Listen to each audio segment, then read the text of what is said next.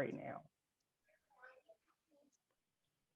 And then I'm going to actually in this session, I will be teaching everyone how to do both of these actions, right? The recording and the Facebook Live, but want to make sure that we at least take care of it. And actually, you'll see as I'm going up here right now, you'll actually watch me do the Facebook Live. But we'll go over it again. So basically what I've just done is just in my settings, been able to click on the more and the advanced features. I am now making sure that I share it on a page that I manage. I actually do happen to manage this SEDLO organization, lay organization page. As you see, it's basically preparing it. So it's basically being able to send. There is a 30-second delay from what's being shown in the Zoom meeting to what's being shown on Facebook.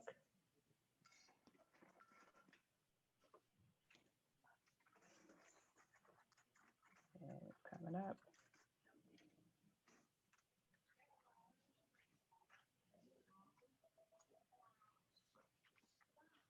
Yeah, a little slow today. Okay.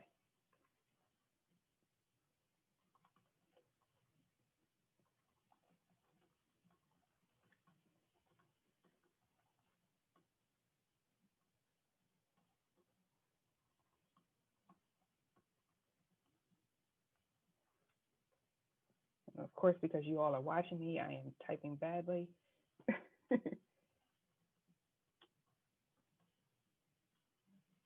And then I'm going to hit go live at the bottom.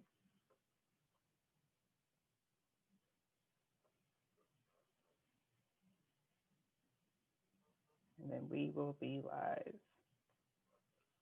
All right. So like I've been introduced, my name is Chenay Saunders. I am from Union Bethel, Randallstown.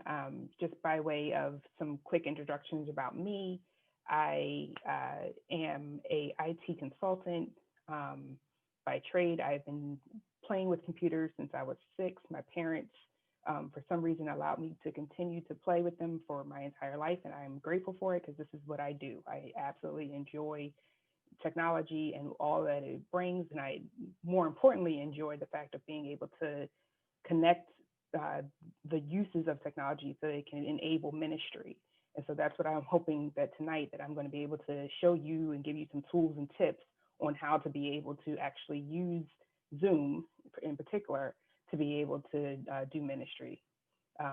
Housekeeping rules, some of the things that you can and can't do right now. So this is a course about hosting. The previous course was on how to be a participant and what features you have. This is more about the host. So more of exactly what I'm doing. You're gonna have the ability and understand what it is and what features and levers that I'm using. I have set it up that you cannot unmute yourself because we are recording. I'm trying to make sure that we keep the quality of the recording intact. So I'm asking that if you can use the chat feature to ask any questions. I have it up and I can see it so that we can make sure that that you can see me as we're doing this. All right.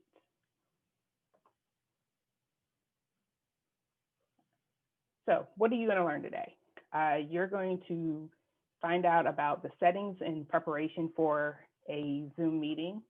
We're going to talk about the in-meeting controls. So there are settings that happen before you get into the meeting, and then there's settings that are actually, once you're in the meeting, how you can control things.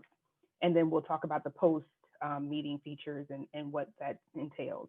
I expect that you're going to increase or expand your Zoom knowledge, that you'll be able to understand how to connect your programming, so your program, your order of service, your run of show, whatever you want to call it, to how you can control the meeting, and then also just make sure that you're able to communicate and collaborate with the participants that are also in in your sessions.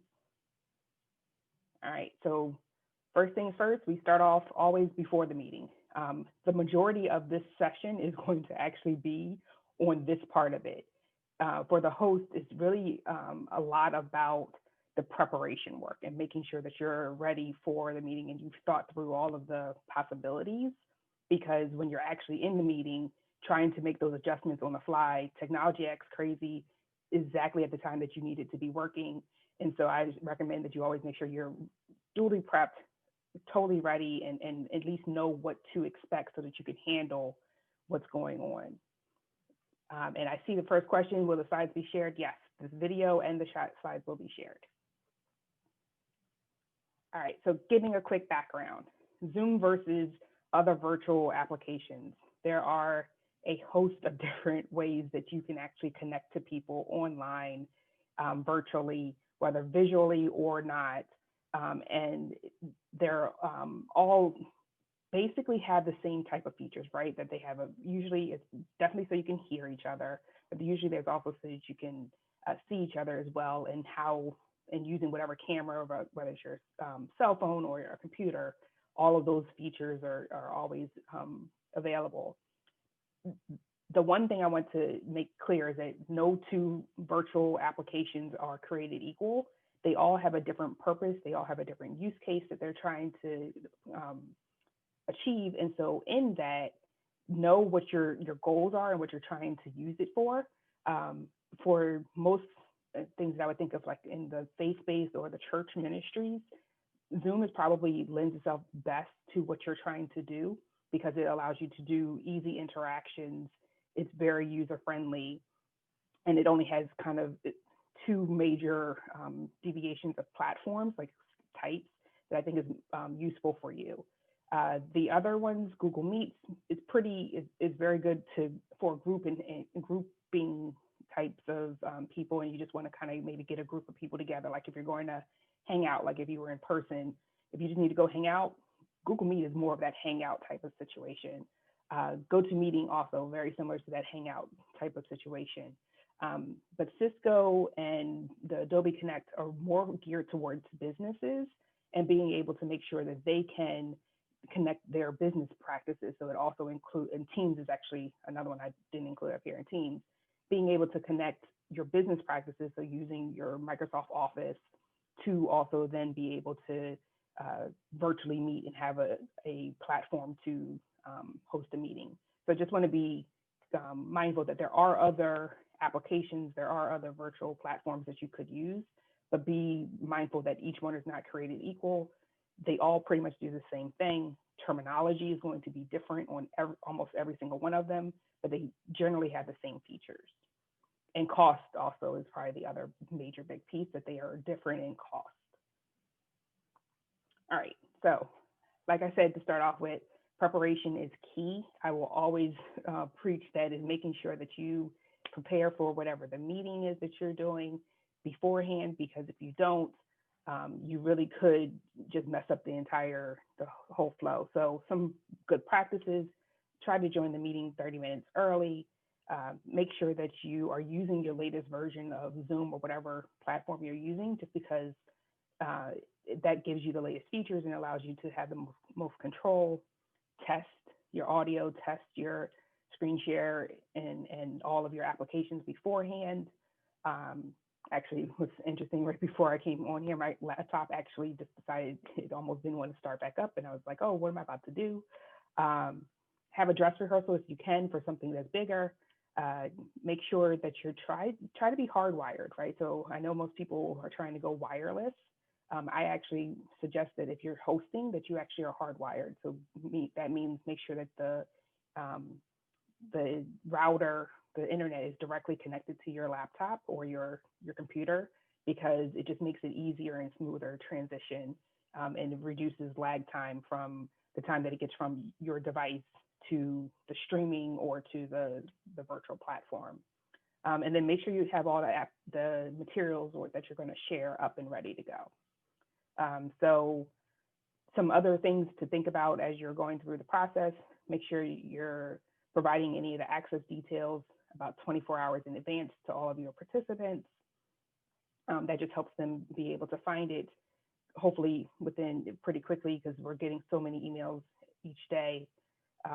Make sure that you've identified who's going to be your co-host beforehand, so that you can be looking for them and who's going to help you out.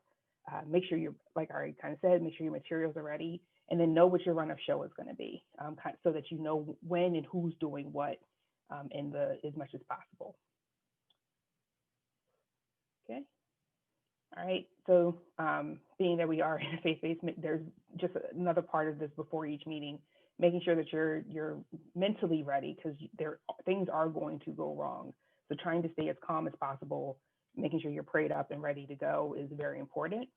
Um, become and being familiar. I think we kind of already talked through most of these items. All right, so going into Zoom, what are the three account types? And we've talked about this before, but I want to take it to you from a little bit of a different perspective this time. There's still the basic pro and business uh, account types for Zoom, but one of the things I want to emphasize is that you could use basic as if you are hosting a meeting. The only caveat is you're not going to have all the features, and you're only going to get that 40 minutes. So if you're just trying to do like a one-on-one, maybe an interview or something like that, perfectly fine to use the basic, and you don't have to pay anything for that. But for most of the time, I would say that hosts, if you're truly going to be hosting things, or your church needs to be hosting things, or your organization needs to be hosting things, you should at least get one pro account, so that you can um, have all the features that are needed. Really, the difference between the pro account and the business account is some of the back end things. The features within the actual meeting don't change at all between pro and business. The pro account just allows you to buy single individual accounts, rather than the business account being you have to have a minimum of about 10 people or 10 accounts for that, and then it allows you to have more of an organizational perspective of it. All right. So then, like I said, this isn't always all about all the features. It's some about understanding roles and responsibilities. So when you're having a meeting, I suggest that whomever is going to present not also be the host.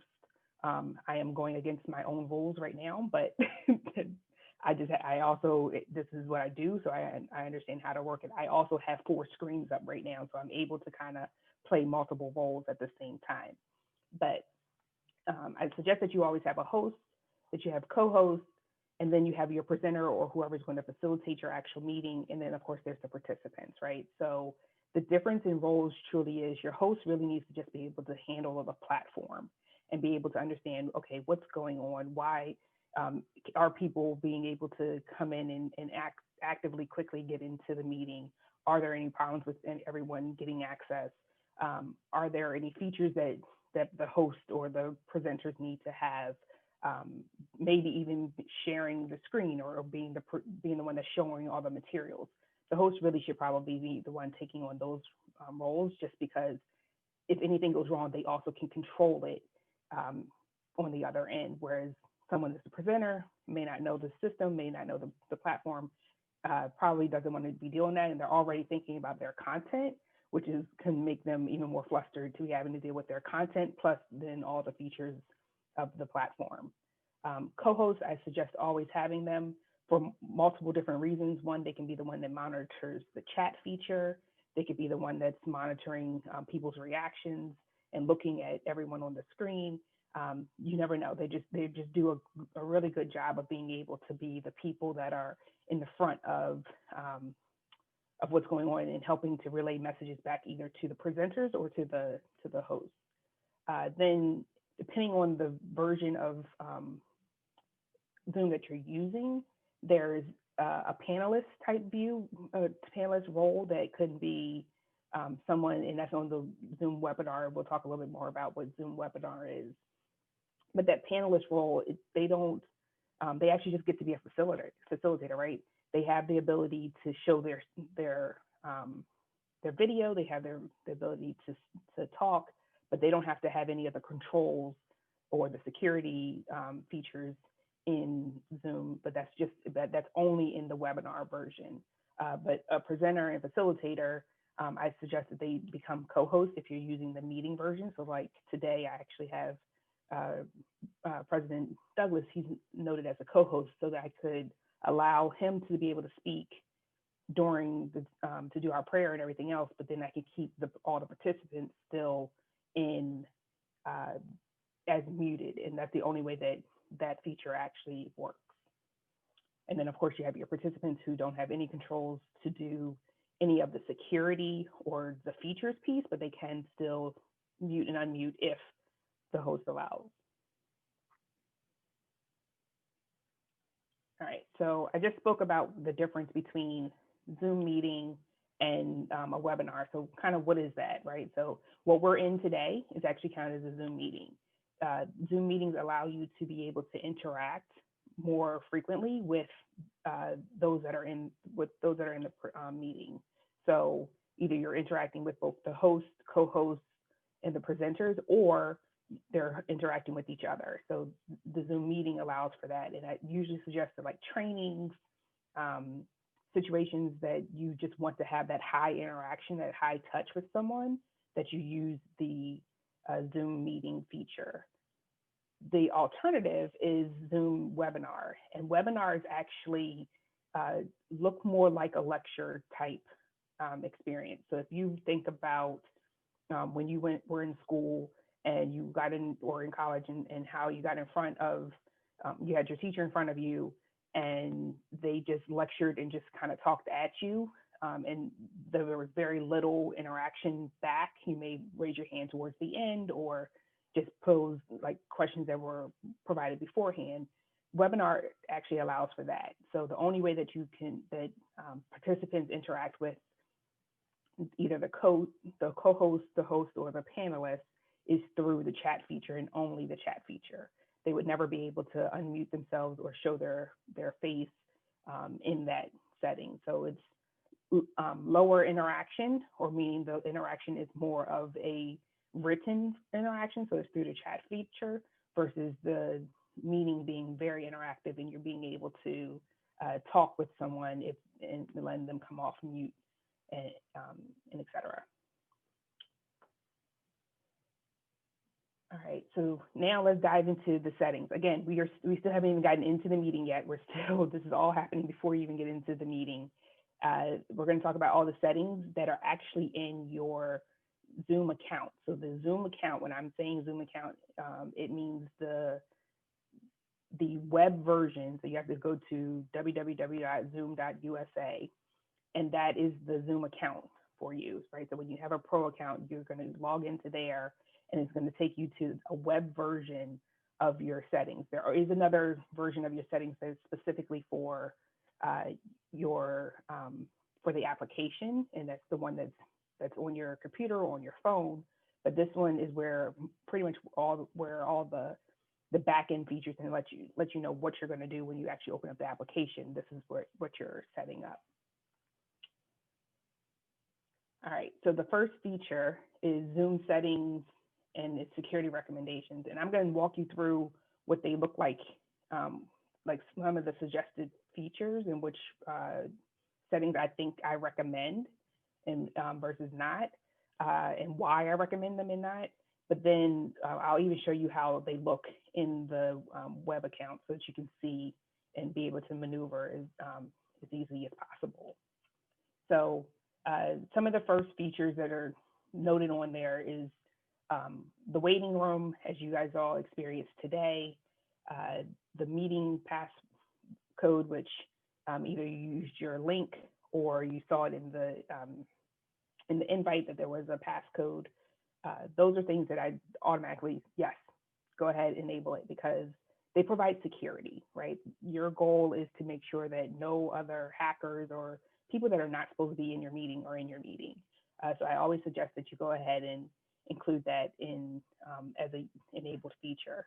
The passcode, I'm not even sure right now if you can disable it if you don't use the waiting room. So it's either or both.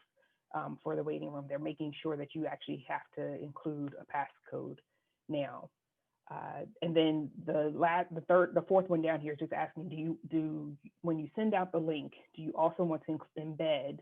So it means put it into the password into your link, and it just makes it easy to do a one-click to take you directly to the meeting, rather than having to get to the meeting and then put in a passcode. The last three are more about authentication. My concern here for not including, or at least the next two for authentication, not including them, revolves around it starts to exclude people. because not everyone has a Zoom account, and sometimes it causes, or it may not be an authenticated Zoom account, and people are still figuring it out and figuring out how to use Zoom or get their account or get their basic account. And because of that, if we didn't do authenticated users, um, they wouldn't be able to join the call. And that could be a problem for like people that are on the phone. Sometimes if they're just joining via a phone call, that could be a problem.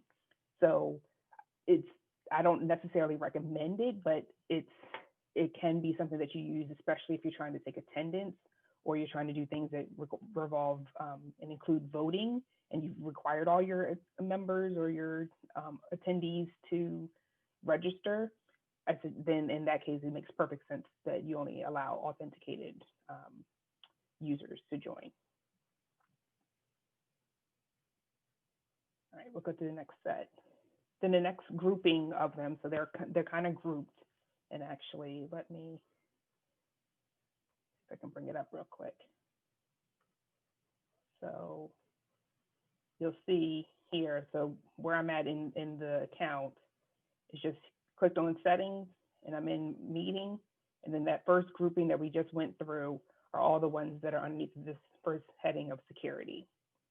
And so now what we're about to go through is this next group, which is called scheduling a meeting.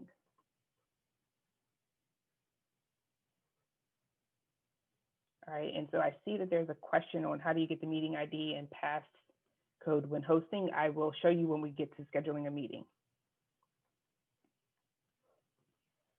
Okay, so again, next group of settings is around scheduling. So again, this is making sure that it can prep you to be able to schedule a meeting.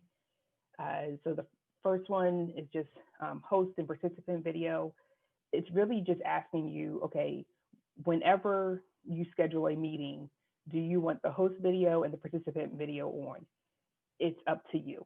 It's really up to how you want your default to be for every single time. If you know that all the meetings you're going to have, that you automatically want to do that and don't want to have to check that box each time you schedule a meeting, it's perfectly fine. Just make sure you set it for however you want.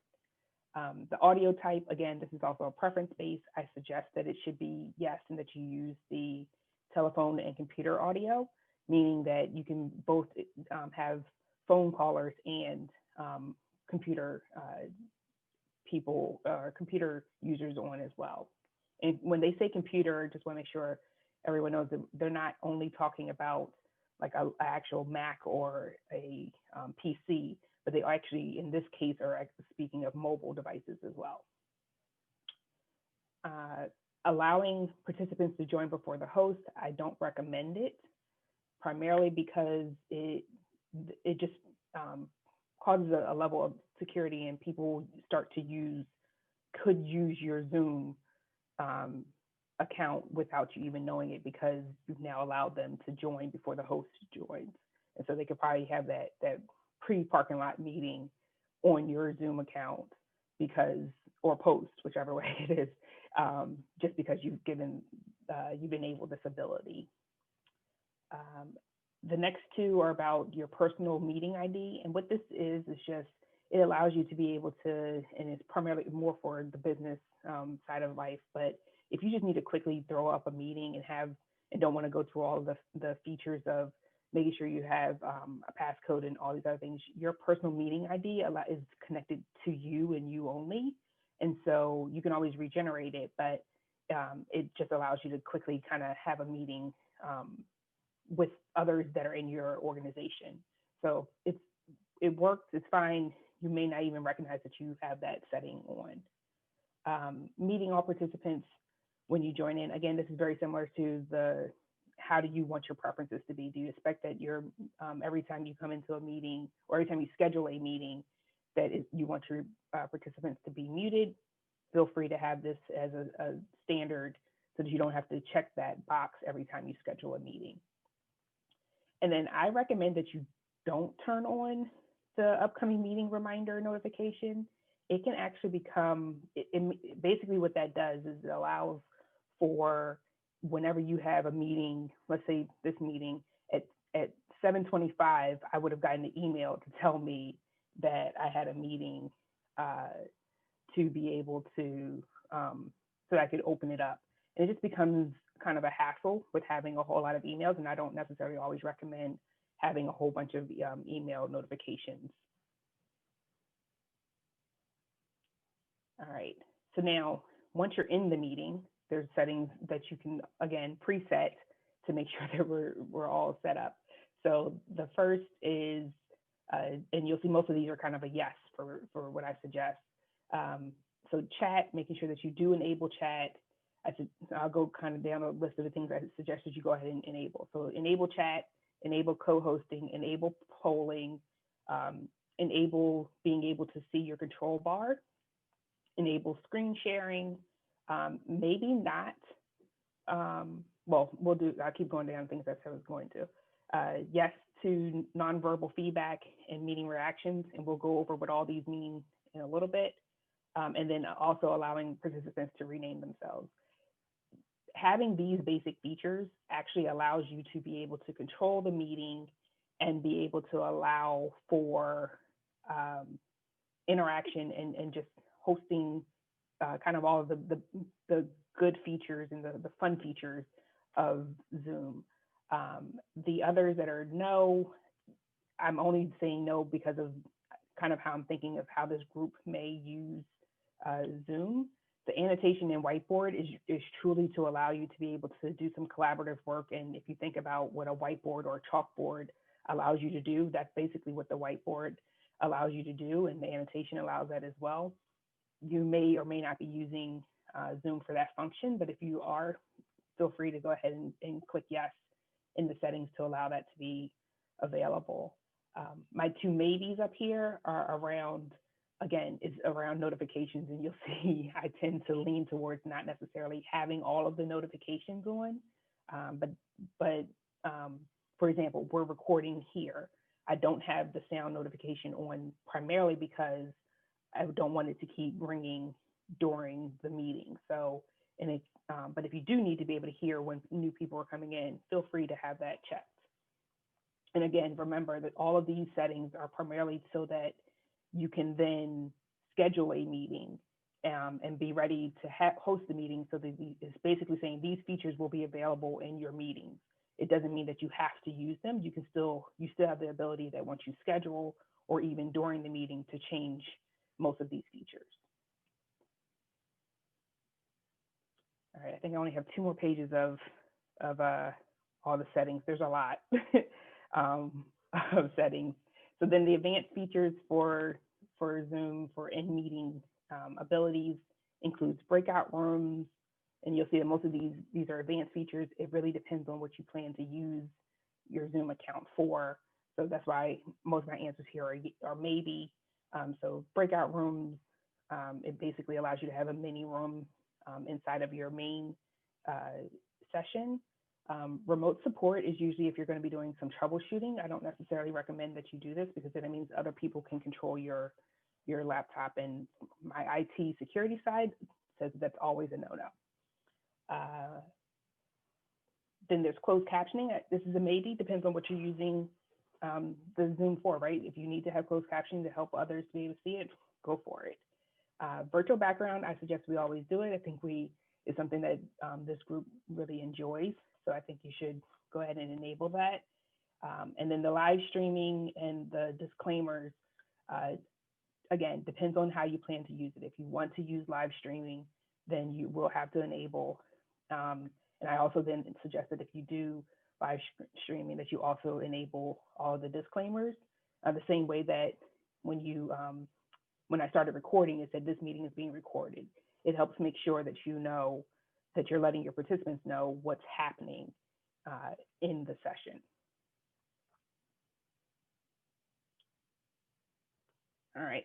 So then, like I told you before, I'm very skeptical on anything when it comes to dealing with all of the email notifications. But in case you want to hear all the options that it allows you to check to do email notifications, so you can have it so that it notifies you when your cloud recording is available. So once after you finish recording a session, it can email you and let you know that that's available. Like I said, when people join a meeting, it'll just be the first person that joins when the first person joins the meeting and you happen to not be in the meeting, it'll send you an email. If a meeting's canceled, it'll let you know that. When alternate hosts are identified, it'll let you know that. When other people are scheduling meetings for you, because there is the ability to delegate your scheduling meetings permissions. And then the last is just when you're recording, it's about to be deleted. So that is all the notifications you could have. I think I have 2 of these checked just because, again, I don't like to have a whole lot of notifications, but if the email works for you and it helps you keep track, by all means, go for it. And then the last side of this, and this is the last part of this section, is that you can do schedule privileges. So this is where I was telling you that you can have other people be your alternate host, or be your, basically open the meeting for you before you are ready to open. If you're not available, or you just needed to schedule it and then something comes up, it allows others that are also on your account to be able to be the alternate host for you.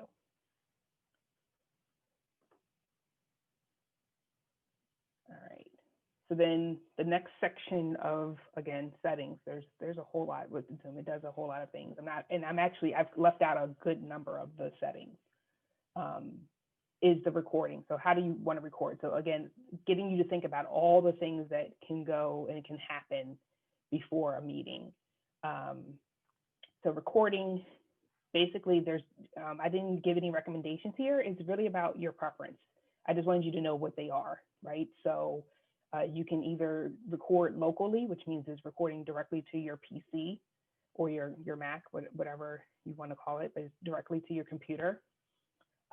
And then it gives you different options on how to be able to do those settings, right? And what those mean. And then there's other advanced recording features as well, and how your passcodes, if you need a passcode to be able to access that security, I suggest you definitely have that. And then can you see transcript, making sure you have the recording disclaimer, which is what you've heard from me. And then every time somebody else joins this meeting, they will automatically hear that recording disclaimer. If you don't have this last feature enabled, people that join after I started the recording would not hear that recording notification. All right, we have hit the very last section of Zoom settings that's in the account, and this is talking about telephone users. Now, it may seem weird that they have a separate group of settings specifically around the telephone user, but it's primarily because they want you to use the app. They want you to use either the app on your phone or on your computer. But if you don't, they need to make sure that they're also giving the right privileges and abilities to those that are just joining through the phone. So the 2 major settings here that I suggest and talk about is being able to identify if you're going to have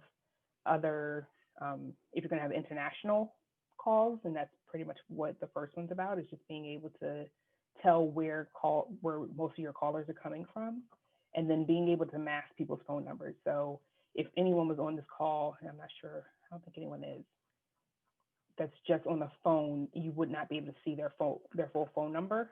But if they were, then it wouldn't show. It would only show like the area code, the first 3 digits, and then the last would be hidden. All right, so we have made it through all of the settings, right? So remember I told you when we first started out that the heavy part of this really relies around being able to understand how the settings in the account allow you to be able to schedule a meeting, so that then when you schedule it, it doesn't, you don't have to keep checking all the different features off for that meeting. And so then there's 3 different ways. The one thing you'll see as we go down and get into the actual weeds of the controls, there are at least 2 ways to do everything in Zoom, from setting up a meeting all the way down to muting and unmuting. There's actually at least 2 ways to do it for everything. So I'm going to try to keep you to one way so that you can keep going to the same location, because there tends to be one location that you can go to. But I just want to make sure that you know that there's at least 2 ways. So if I don't teach you that way, you can get to it another way, and it's not going to do, it's going to do the same feature, just happens to be a second way. So first we'll start off with scheduling a meeting. So either you can do it through your Zoom account. And so at the top of the page, the web browser, you'll see schedule a meeting. You just click on that and it'll bring up a screen that just asks you to, and actually I can show it. I click schedule a meeting. It'll just bring up a screen and ask me, okay, what's my topic? If you want to add any description information, you can put it in there. I actually do have mine connected to my Google, so it'll show up on my Google Calendar. You tell when, duration, the time, tell if it's going to be a reoccurring meeting. And then remember when we were talking about, when I was going over some of the settings as to how things work. So this feature here, right? So the security feature, it has a passcode. So it automatically shows up when I hit schedule that a passcode is automatically going to be there. What I didn't have checked was a waiting room from my account. But if I had the waiting room checked in my settings, this would have automatically been selected as well. But as you can see, I can select it or unselect it as needed. Again, when we talked about the video before, how the video is here, and I said that, oh no, I don't want hosts or participants to that to be a mandatory function that their video is automatically showing. But as you can see, I can schedule it specifically for that meeting to turn it on for the host and the participants as they're coming in. Same for audio. When we were talking about, do you want audio for telephone, computer audio, or both? My setting was that it would be for both. And as you see, it's automatically populated. I can still make the change, but at least it comes in automatically ready for me. And then the last piece is that there's meeting options. And so I have it in my settings that participants will always be muted upon entry. So that is all automatically checked for me, but I have the ability to also check other items. This is the one that I told you I don't recommend, allowing participants to join at any time. But then there's the authenticated user part. We'll talk more about breakout rooms later. And then if you want to automatically record, you also have the ability to do that. Alternate host is where you allow others that, remember we were talking about the security or the other privileges. This is where others that are on your same account, they have to be included in your same account. And what that means is basically the same funding source and in the account feature of here. They are allowed to be able to also be alternate hosts for you so that you can, if you can't join or you are running late, someone else could run the meeting for you, could open up the meeting for you. All right. So that's the first way of doing it. And then it basically looks the same, the other 2 ways. It's just a matter of how you want to do it. So either the Zoom application, which is just what's on your computer and looks like this, or it can be through a calendar app. So either Outlook, Google, your iPhone, or iCalendar. All of those allow you to also schedule it and then just make it a Zoom meeting. So after you've scheduled a meeting, right? So once you hit save, and actually I'll pull one up for you. After you hit save, it kind of goes into this section where you'll see all the different meetings or whatever that you have planned. So I'm going to use this meeting as an example, right? So this is the meeting we have right here today. And it does hide everything for you. So I can show you and still not have to deal with the security features. But here's all of your information. So if I wanted to copy the meeting invite, and because we had a registration, it's actually only going to copy, what you're going to receive is the link to the registration information. So I know that was one of the questions as to how do you see and access the meeting. If you're a registration, it'll be just the registration information all here. You can hit copy. But if this wasn't a meeting that required registration, the link that would be here is actually the link for the meeting. So you would have, that's how you would have received the registration, or sorry, the access link. And then it also, again, just shows you all the details. And we'll come back and I'll show you what down here means.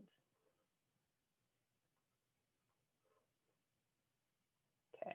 So then just giving a quick reminder of what the access information looks like, right? So if this had, like I told you, if you had, if this meeting didn't require registration, you would also have, you would have received this look, and this link would have been the way that all of the access information for this meeting is how it would have shown up in that web ad email.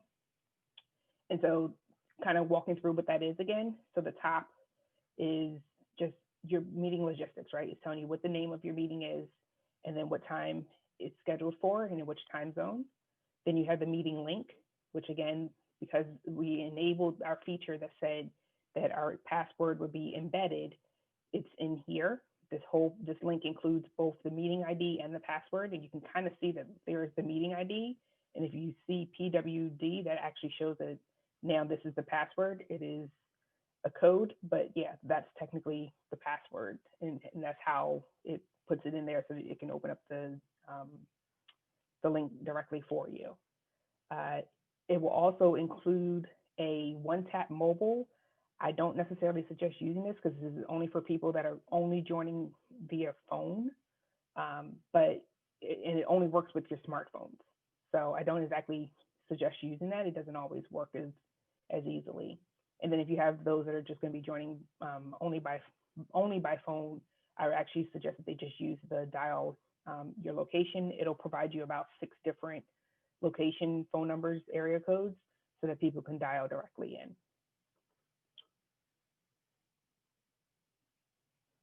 All right, so we have finished the first section, right? So we've reviewed all about the Zoom accounts. We've understood how our meeting requirements impact our how we're going to set up our settings, and then we've evaluated some of the roles and responsibilities, so we know what those are. And then lastly, we've now scheduled our Zoom meeting. So now we're ready to have our meeting, right? So everything, all of those things have been taken care of. You've set up your Zoom. The meeting invitation has gone out, and now you're ready to host the meeting and open it up for participants to actually conduct the meeting. Are there any questions? Let's see. Change hand. We'll see if we can do the changing hand color later on. That was not originally a part of my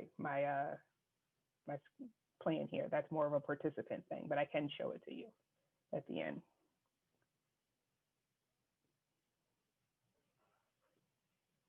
Okay.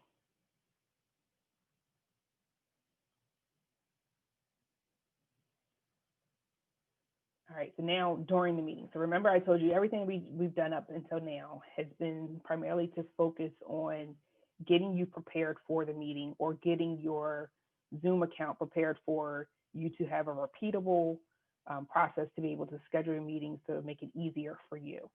So now we're going to talk about what to do when you're in the meeting. And so if you've done all of those other settings, it kind of makes it very easy to, once you're in the meeting, to kind of just hopefully keep it simple and keep everything streamlined across the board. So when you're the host, you will see a screen that looks like this. And I'm primarily, what you'll see for the next slides, everything is in the computer view.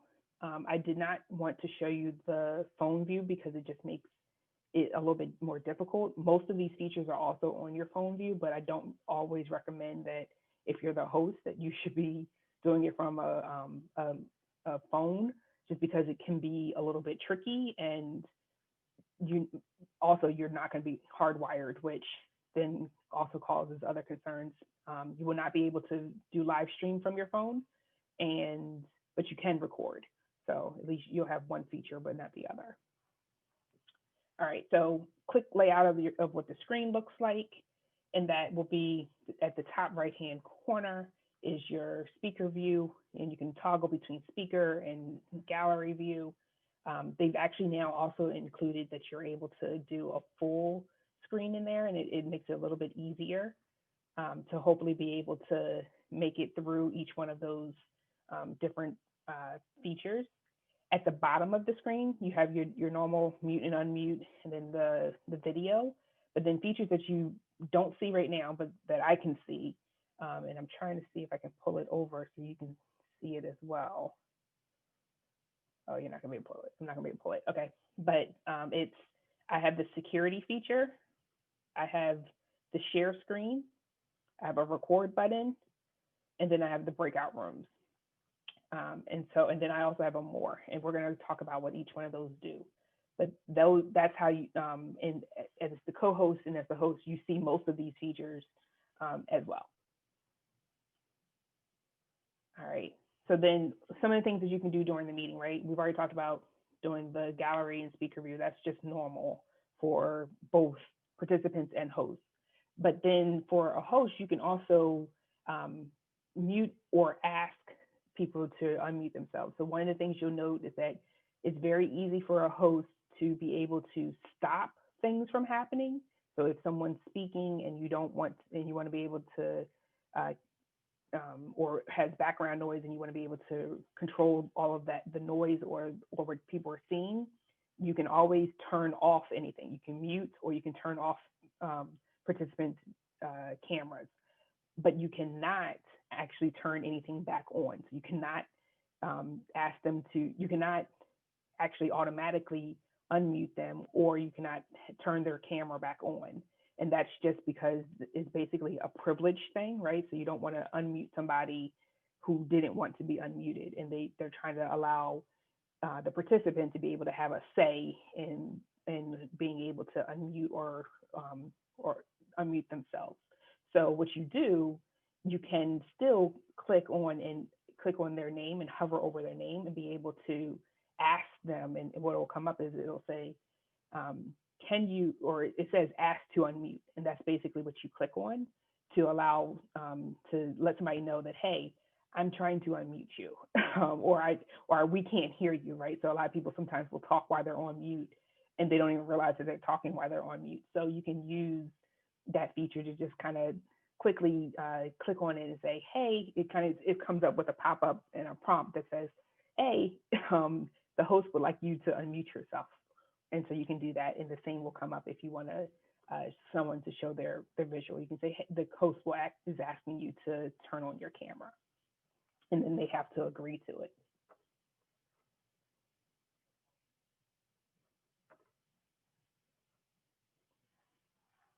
And I'll come back to your question, Brother Alvin.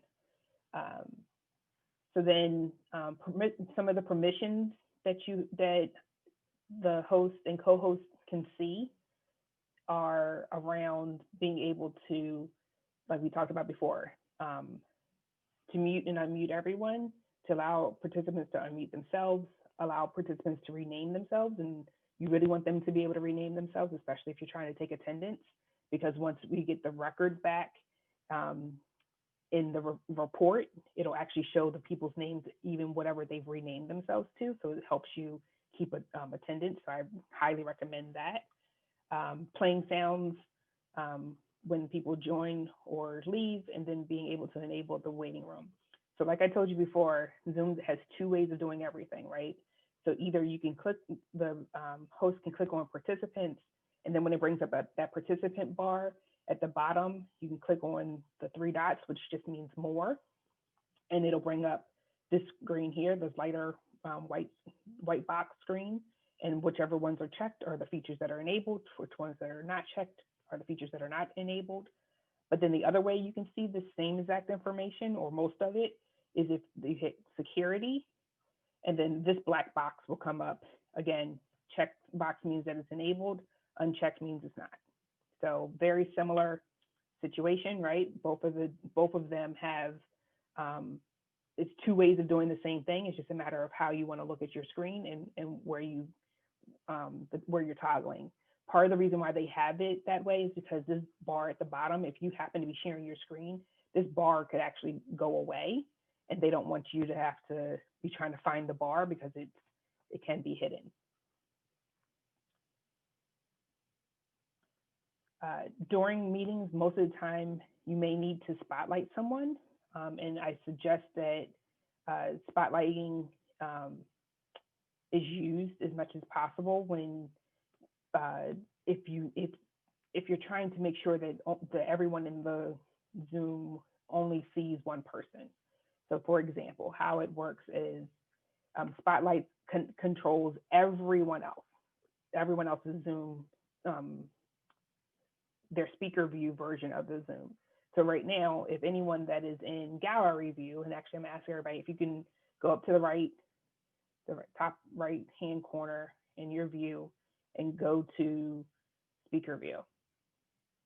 Sorry, go to gallery view. Everyone, make sure you're showing gallery view. So I'm gonna give everybody a moment or two to quickly get there.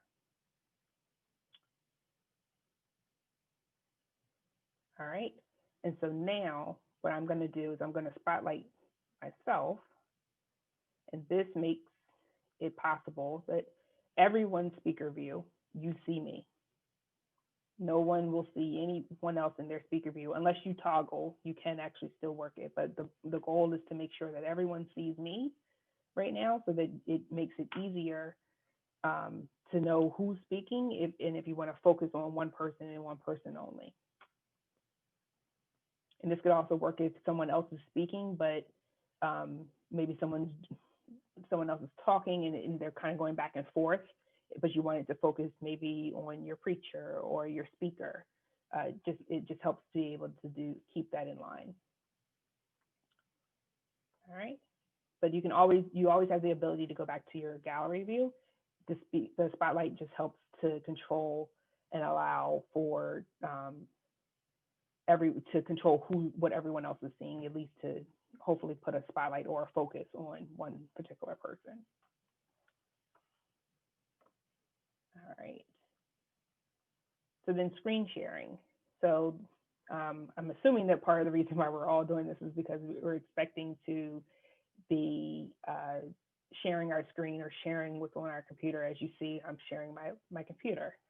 And so what you'll be able to do the screen share is that the great thing is they make it green, so they make it very easy for you to know what the feature is to get to it. And in doing that, you'll click screen share. So it's usually roughly right around the center of the bottom of that screen, but again, it's the only feature down there that's in green, so they make it easy for you. Then you'll get a pop-up, and the pop-up will ask you, what do you want to share? And I'd suggest that people don't just automatically hit that blue share button, and actually think about what it is that you're trying to share, because you could easily mess up and be showing things that you don't want to show. The default, the very first thing it's going to always suggest is that you share a screen. So if you have only one screen and you are sharing your screen, anything that is on your screen, everyone else is going to be able to see.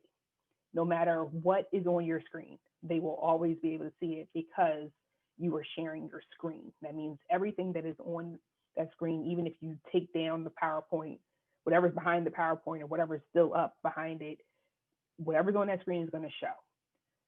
There's other options and other things that you could be showing. And if you're concerned about maybe that you have something else up, or that you just have to keep multiple papers or multiple applications up at the same time, then I suggest that you possibly share only that application rather than sharing both the application or your whole screen, right, which shares everything that's on there. So as you see at the top, it says screen, so, and you just read it, right? It reads what it's telling you that it's sharing. So it's screen, you can share, I have whiteboards, you can do a whiteboard, you can share your phone. I left a few things up here so you can see all the options. One of the things, if I wanted to just show this PowerPoint, I would have just clicked on just this PowerPoint, and it only would have shown the PowerPoint, which is cool because then anything else that comes up that's behind that PowerPoint, even if I am in presenter mode, you're not going to see it. So that's kind of the way, but just be careful, because then what people tend to get caught with is when they share only an application, they forget that they only shared that application, and then they go bring up a Word document. So let's say you're sharing your PowerPoint, and now you want to share a Word document. You now have to do a new share because no one's going to be able to see that Word document because you only shared the application. So just something to be mindful of. The other item to be mindful of here is if you're sharing video or you're sharing or just want some music or something, I suggest that you click down here, the share computer sound, because it allows it to be louder for everyone else rather than it being in a stereo view. So if it's, when you share your computer sound, it automatically takes that feed and puts it into the Zoom so that everyone can hear it directly, rather than if you did not click on that button, then what it shares is it's kind of going through your speaker or through your microphone to then share it. So anything else that you have going on, you won't be able to hear it, right? Or like if I start tapping my hand or if I start talking, you'll hear me over the music. So I always suggest that you click on that share computer sound as well. And yes, Zoom does work through a Bluetooth speaker. My headphones are actually Bluetooth. So that's actually how you guys are hearing me right now, is through Bluetooth, because that's, I like my headphones better, and I wanted to make sure that you could hear my microphone versus trying to pick me up from my computer laptop or my computer microphone. All right, so I think this is probably one of the highlights of today. Well, actually, sorry, I wanted to show, oh no, it's not there. Okay, so one of the highlights of today, live streaming, right? So this is one of the things that Zoom is not only allowing us to connect to each other and be able to meet and be able to host trainings and host other sessions, to gatherings and get-togethers, but it's also allowing us to connect and to actually stream, which could be a more difficult process because streaming is pretty involved. It requires a few different technologies to make sure that you're streaming what you want to be streaming. And so Zoom makes it very easy to do so. And as you kind of saw me earlier, I actually walked you through it already, right? So it's basically about a 4-step process. At the bottom of my screen, I'll have this more. And as long as you've enabled it in your the settings that we talked about before, you have to make sure live streaming is enabled in the settings on the account at zoom.com or zoom.us. Then you'll have in your, once you're in the meeting, you'll see this at the bottom of your screen, it'll say more. And you pick which app you're gonna go to. You can only go to one at a time. You can't go to both of them at the same time, but you can always record and then post it on the other platform as you wish. And then you click on which page or which feed you want to provide it to. So you can do it to your Facebook, your feed. You can do it to a Facebook group. You can do it to a Facebook page. Just make sure you know which one it is, and you have to be the editor in order to be able to actually stream to that place. Only the host can do this. This is not a feature that co-hosts are allowed to do. So it has to be a host, and it has to be a host that's on your account because it's directly connected to the account for which you're using. So that means the owner of the account, right? And then, like I said, we saw how it went, right? It started to render and prepare you to get to the Zoom or to the Facebook, and then you'll see the screen come up. I always suggest at least putting in a title. If you want to say something about this, about the video, feel free to do so. One of the major things I suggest you put in here is, especially if you are playing music, that you say that you do not own the rights to any of the music, because otherwise Facebook will take it down. And then the last step is just to click on go live, and then you're live. Just as simple as that. But again, it all starts with, if you set up your settings, it'll make it very easy that once you're in the meeting to go ahead and go live.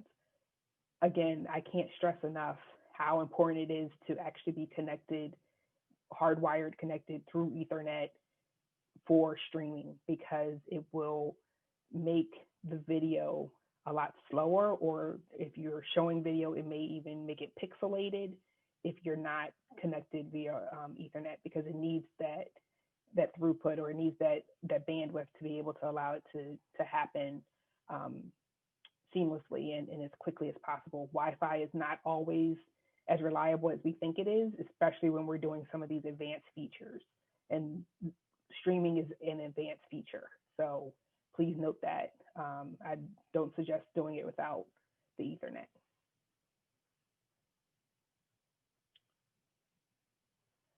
All right, so then fun part of breakout rooms. So think of a breakout room the same way if you were going to a conference and uh, you start off in your main lecture hall and everyone's doing the corporate setting together, and then there's more smaller sessions or training sessions that are being held in other rooms.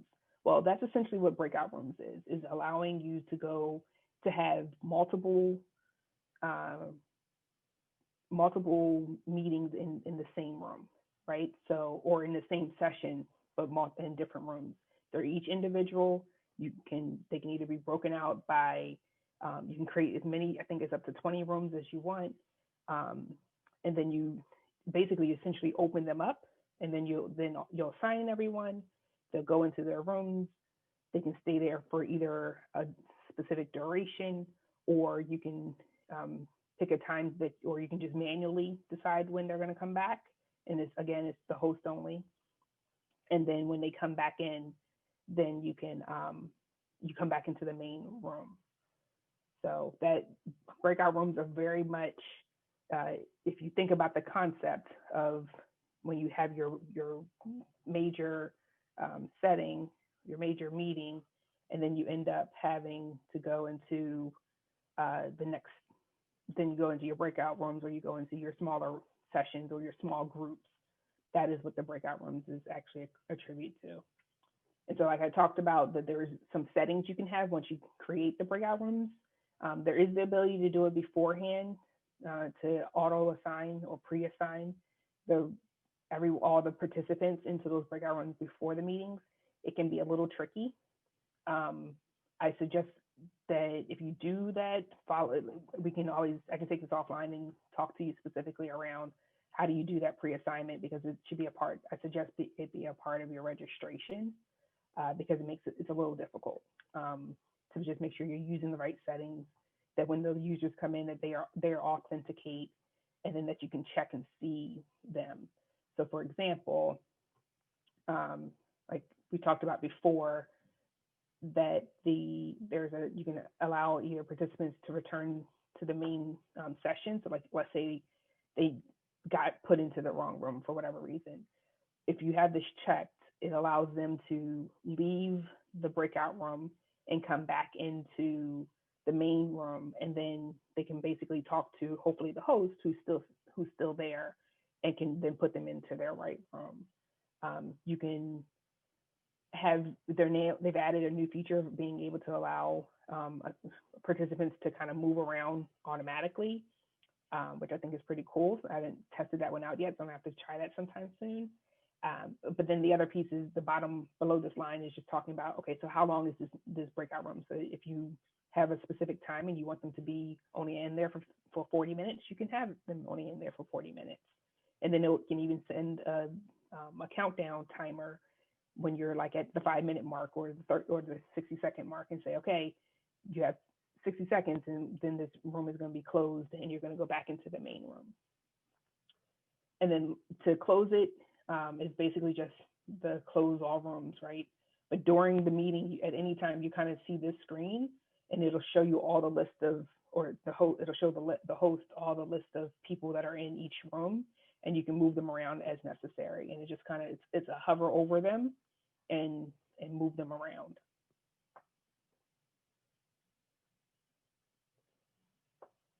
All right, so then I'll pause for a second. I think I see some new questions. How do you connect directly to an Ethernet? So either your laptop should or computer should have a Ethernet cord that you can connect it to. It will have a port. Actually, most of the computers today actually don't have a port, so you probably need a converter. So depending on what you have, and actually I don't have something in front of me that I can actually show you directly, but basically there's a converter that you can go from your USB port to your Ethernet port, to the Ethernet, and that's probably the easiest way, because most of the laptops don't have an Ethernet port anymore. But if you have a desktop, it definitely has an Ethernet port, and so you just need a cord, an Ethernet cord, or a Cat6 is the other name for the Ethernet cord. You might have heard that. Okay, so nonverbal and reactions. So one of the other features that you can use for being able to see and being able to get feedback from everyone is to use nonverbal cues. So again, this is one of the features at the bottom of your screen. It says reactions, but the way that the host sees it, it shows up, if you're looking at the gallery view, it'll show up in the tile version up in their top left-hand corner of each tile for whomever is clapping. And then for the nonverbal, so that's for the reactions, but then for the nonverbal cues, the host will actually see it in the participant drop box, or that's on the right-hand side, and it'll show up in right next to someone's name, telling you what to do, telling you their response and their nonverbal cues.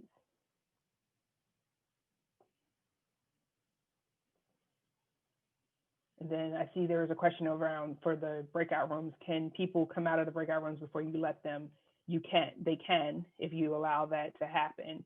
And so that's where this feature that says allow participants to return to the main session at any time, that's where it allows them to go back to the main room. And then how do you get them back to? That's what showing this screen will it'll show them back in an unassigned room, and you can go back to and do and send them, when you hover over their name, you can reassign them back to whatever room that is, whatever room they need to be in.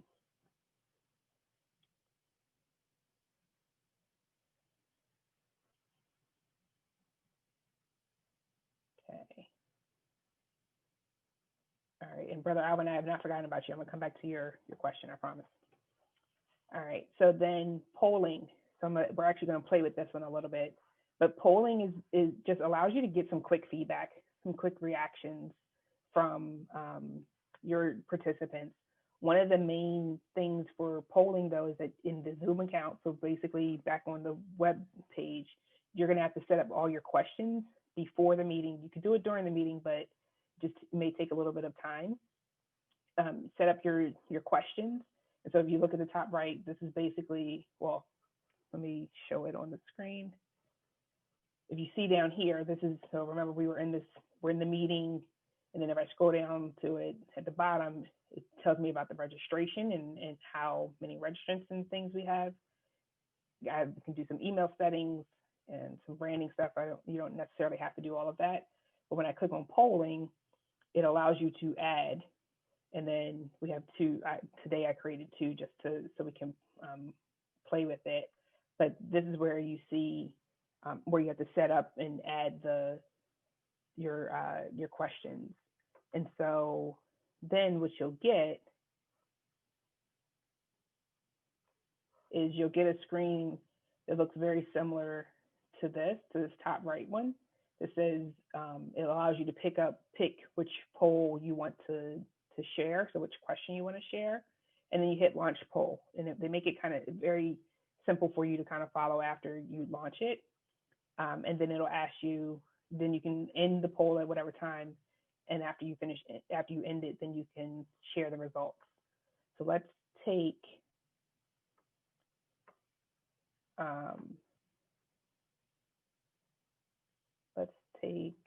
a practice at this right now. I just hit launch poll, so everyone should see the poll.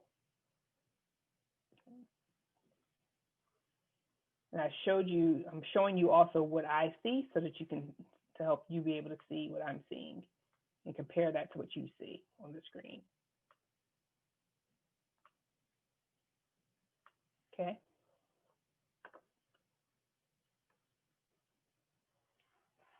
So it's just giving you time, and it gives you a timer up here, right? So it'll give you 30, it tells you how long you're going. You can pick how long you want it to go for. It's truly up to you. I suggest somewhere around maybe 30 to 45 seconds.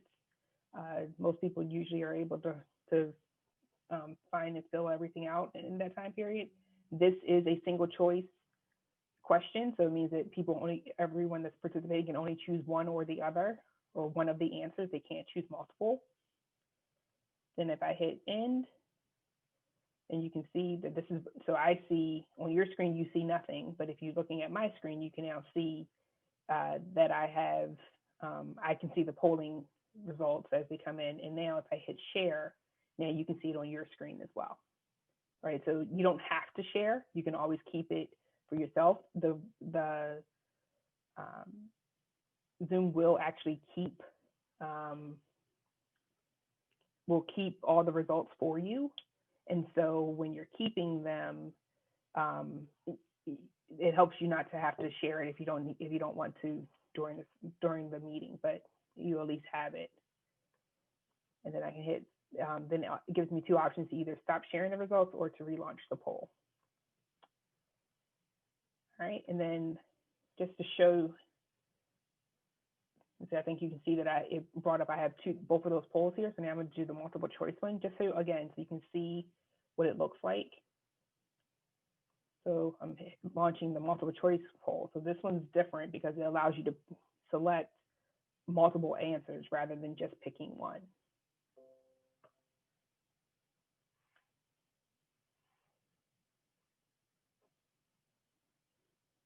So the question for the second one is just, what types of presentations do you usually give, right? You can pick, this is the fun part about it, you get to pick multiple options. And again, same thing, I still have a timer kind of going, and it's just counting the number of people that are giving it. I'm gonna give it to 45 seconds again. Or you can always see the percentage of how many people have voted as well. So you can use this as a voting feature if you really needed to. Works pretty well. And if you need to record it, you can record, it can actually record what each person specifically answered, or you can have it as an anonymous poll. I did these both as anonymous polls, but it's completely up to you. I'll share the results just because. All right. So yes, I can give you access to the first session. Sorry if I missed that question before. It's actually on the SEDLO YouTube page. We can make sure you get access. All right. I think this might be close to last part of this. Recording. So recording is just basically the way to make sure that you have a video of the session, and it records whoever's in speaker. If it's based on whoever is recording, right? So the co-host or the host are able to record, and what you can do is specifically identify how you want the recording to happen. And so this is where I was telling you that there's a difference sometimes between the account, which is on the web. So the account version is the web version of Zoom versus your application. So when you're on the computer, then you have this setting view, and this is where you tell how you're going to record and what preferences you want for your recording. So that's where, as you see here, if I'm in my settings, I come down to record, there's all these different options for how you want the recording to show. There's multiple different actions, multiple different things you may want. Again, it's completely up to you. And it is up to, it'll be the same for both your local or your cloud. Whatever settings you pick will be for your local or for your cloud recording. I usually suggest doing the cloud recording because Zoom gives you 1 gig free, and you can always download it later if you need to. But if you're trying to record it on your computer at the same time that you're also giving a Zoom session, it's not easy because sometimes it just uses up too much of your computer power. And Zoom itself already takes up a lot of people's computer power and a lot of your RAM and your memory, so the processing. So the recording just makes it a little bit harder. And then even the rendering doesn't happen until after the session is completely ended, and that means like the host has ended the meeting, and so then it starts the rendering immediately after that. And on your local computer, for something that's an hour, it can easily take 15 minutes just to do the rendering. So you have to be mindful of that recording and the rendering that has to happen, versus when it's in the cloud, it can do it. It still waits until the meeting's over, but the rendering doesn't cause you any impact on your own computer. All right, so we finished this section 2. So we've reviewed the layouts, we've identified the security abilities, and we've practiced the meeting controls. And so I know there's another question, so I wanted to wait till we got to the end of the section, specifically around the scheduling of meetings, and if you have to change the meeting time, do you also have to change the schedule? I would suggest you still do it, yes, and you primarily because if you have multiple meetings, you cannot host multiple meetings or have multiple scheduled meetings at the same exact time. You can only be the host. You can only be hosting one meeting at a time. So what that means is I cannot have another meeting going on right now. I could have and have even if I had scheduled it and then had one of my alternate hosts try to get into the meeting, it will not work because I'm the one that scheduled it. And so that's very important to be mindful that you're not trying to just schedule multiple meetings and be like, oh, well, my alternate host has it. It's not going to work. So it's very important to make sure that you do know what your timings are because you can't have 2 meetings going at the same time. But making that change is just as simple as going back into the same way that you scheduled it. You click on, and actually I can pull it up.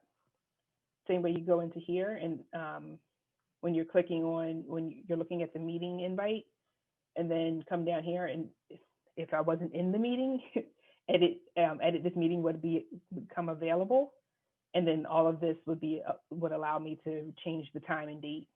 And it's just as simple as that. It actually does not change the meeting ID. It will not change the password. It only changes the meeting time when you're doing an edit. Once you've scheduled it, that meeting ID and password will stay as long as you only edit the time and date and topic.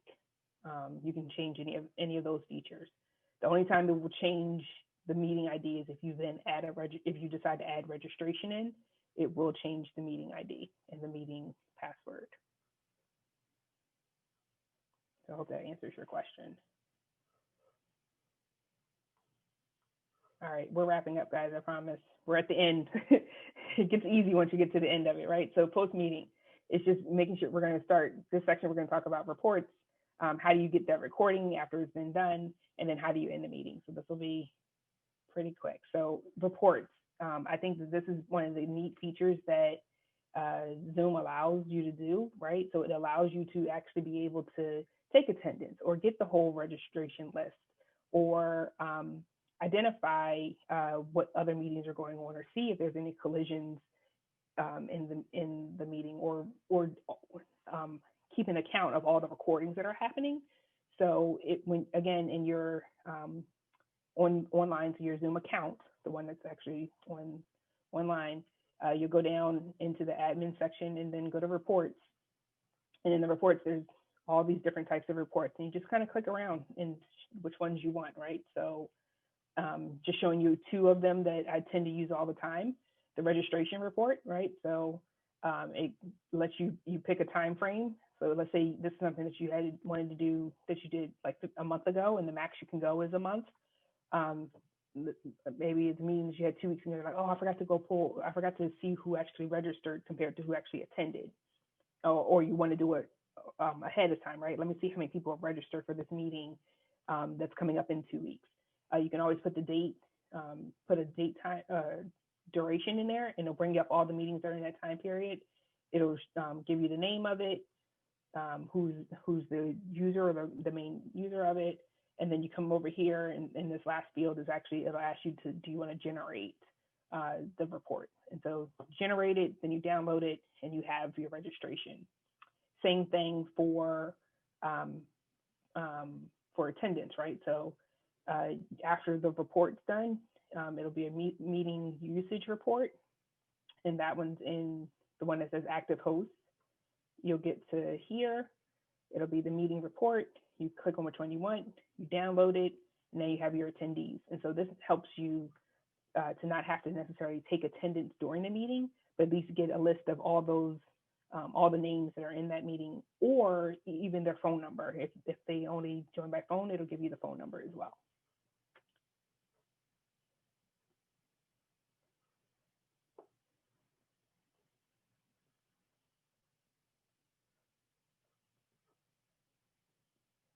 You can also then pull down, again, there's all the recordings are out there as well. You do the same type of a thing, go to the recordings, you find the meeting name, its ID, and then you'll click on more and you can download that as well.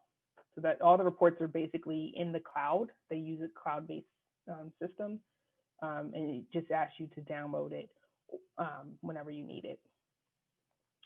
And then the last thing, and we'll do this at the end, but it's basically just you're leading the meeting, right? So one of the key things to note that when you are the host, instead of it saying leave at the bottom of here, so this bottom right-hand side where everyone sees leave right now, it actually says end.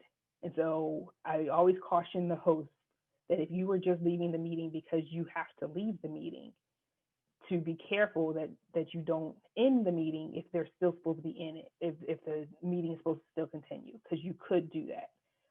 So if you're just trying to leave, make sure you check, it'll come up and it'll show you, it'll say either leave meeting or end meeting. So like leave meeting, if that's all you want to do. But if you are trying to actually end the meeting, when you end the meeting, when the host ends the meeting, it ends it for everybody. So everyone will be kicked out and it will close out automatically. And so that that covers that part of it. And it's just, I always at work, I tend to see people do it all the time, and they forget that they are the one that was hosting the meeting. And they hit end it for all, and we're still talking, and then it abruptly is gone because the host is now has ended the meeting rather than just leaving. So be careful of that. All right. Let's see. I'm going to do two things because I know we're at 9 o'clock already. I know there's a few other questions that are in here. I'm going to allow everyone to unmute themselves if you want to. I'm not going to automatically. If there's any questions that I can answer directly, and then we'll wrap up here in about 5 minutes or so. So let everybody unmute themselves. For the Alvin, I see that you were asking, will everyone be notified of the change? Only you will be. Only the host will be notified of that change because they're not, this is not a system that everyone else is connected to. So it's on you to let them know of the change in time of that. So would I send out the edited invitation again? You don't have to, because nothing else has changed. The link won't change. The registration won't change. None of that's going to change. You just need to make sure they know the updated time. Okay. All right. Yeah. Okay. Are there any other questions? Anything that I may have missed? You may not have missed it, but I didn't quite understand when you want to share. If I'm a participant and have a document to share, I have one computer. I heard you say you have 4 screens. How do I share that document? It'll be, so it's shared. You'll see at the bottom, it'll say share screen. Mm-hmm. And then you select, and so I'll go back up to that.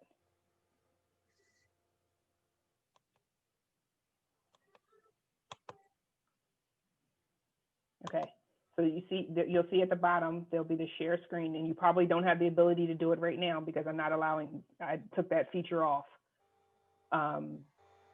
You'll hit share screen, and then a pop-up window will come up, and you have to select what you're actually going to share, and then click share again. So if the document is in your, It has to be on your I have to screen. pull up that document Yep. first. Yep. You have to pull up that document first. So that means I have to split screen or something? No, it can be on that same screen. It'll just show whatever's on your screen. Oh, so okay. It'll just show everything that's on your screen. So Thank you. Mm-hmm. Yep. And then the hand color, you're right, I forgot to do that. So if you go into your videos. Yep, that's how he was. It was almost like with Dad Kids he did. I don't know. Okay. So if you go to, I think guys can see this. Yeah. So if you go into your screen, if you go into your settings, so one way to get to your settings is to go next to the video.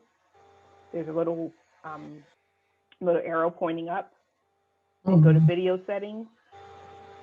It'll bring you here, but instead of showing your video screens, go to general, and in general it'll give you the skin tones, and you can pick which one you want, and that's how you change the skin tone.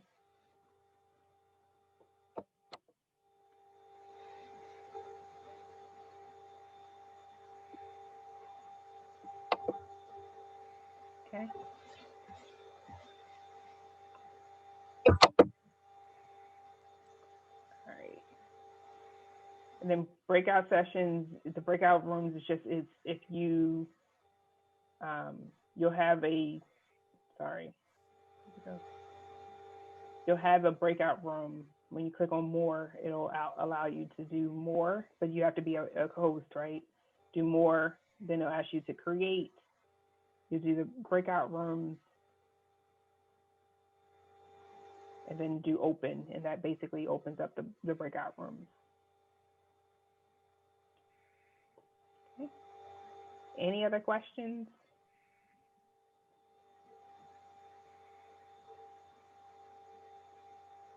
All right, I think, so giving some next steps, the things that's going to happen. So we have some SEDLO events coming up in the next 2 months. So we have an Advent service next month in December.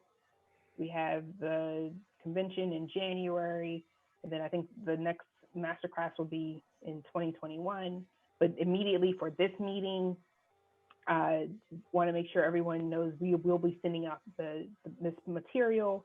We'll be making sure to also provide you the link to this recording. And then there's a survey. And so we need feedback. We like feedback, want to know how things went, want to know your opinion, your thoughts on what's coming next. So please, please, please fill out the survey. It helps us make sure that we continue to provide you what you need and how you need it as best as possible. And if you have any other questions, you can always email us at sedlocoreteam@gmail.com. And I think I will now turn it back over to, I guess, Sister Adrian or President Matthew.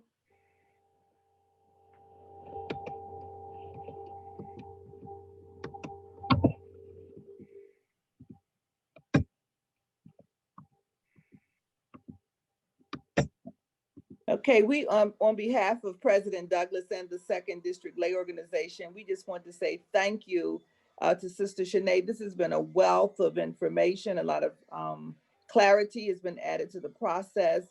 We thank you for your time and your participation. And from the comments that we've noted in the chat, we've seen that it's been very supportive and uplifting for you.